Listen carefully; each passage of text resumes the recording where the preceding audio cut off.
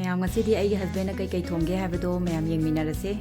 bora horame ko alu bora horame dagi kai thongge habdo su mayam somde yengminarase tilo bora am su horame dagi kangshoi ma hora thongame kangshoi ji kai kangshoi no khangde manam gadi am nungsiri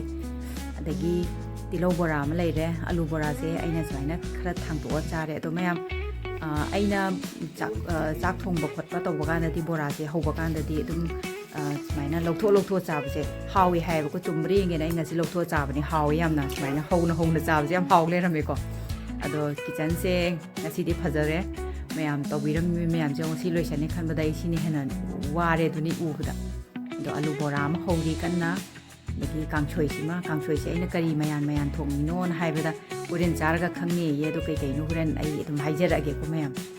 ado alu bora se yam hawi kai mayan hapino khangde yam hawi khoi crisp oiraga manung yam soft oiraga yam hawu do alu do ado moroka je chili powder jo in happy yam haibe mong moro asu baga happy khoi chili powder do in happy nga ni jang je to nga nge pura yam haibe mong ni kem takla kanu ma thungjage de loires maina kaisu kai de ko saina nong phadok nupi khaktang na thongni haiba leite nupa so dum mateng pangbirak pa yai adu nong phado akoi hakchang amakta ba khot pa sum leidana ko adu gum bakanda dum mateng pangna ba kaisu kai de na khalle adu ngasi di suti su leibani na mana koi husband na ngasi di mateng pangbirage ngasi di potharo na pothajabani so serial ga ju yeng dranga ju thongi mai crime petrol je ado kitchen ji di loisani khan bada ima tha sare hojik te hongna ado som dai chan pi bani lokthoga Mahao yengmani yam hawi bora se khoi Szechuan chutney na ma leibado adu duga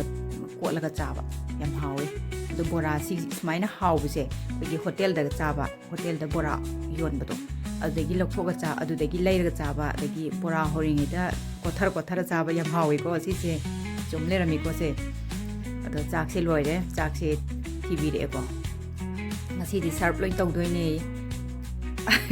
nga amazu tawri kana nga se imai cha khoi husband akhoi hongi nga ahum ma tawre ko do kangshoi se kai kangshoi no haibu do ai friend thang to aka lai haijara ge kai mayan no haibu do manam ma ju am nung siri kai happy no di khangde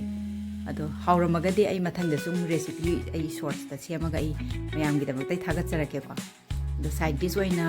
alu bora je hapchare ado kai kemta di yaudre ko haibadi khara samlap no oina ngasi di tawre do khoi nupi na thongaga di yamna mayan jam yaw thongi dana no moi di haira roidamni na kitang sina dum penthok na ra se na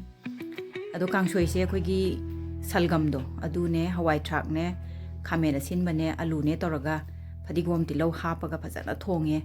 yam hawe ngasi gi kangshoi se ai ngasi memorable oire ai diary da note toksela thamba yare masi gi kangshoi se ado yam thajadana hawa hai tari bora ji yam thajadana hawe ado ai ji mayam da share torage ngasi di na aina mayam da ai motivation oina basu oina aina mayam da share tawjabane ado kai adu ada gi sukna natana khoi gi amana amagi mateng pangnaraga dum hingmina ba hai sidi sini dana ko ado ai su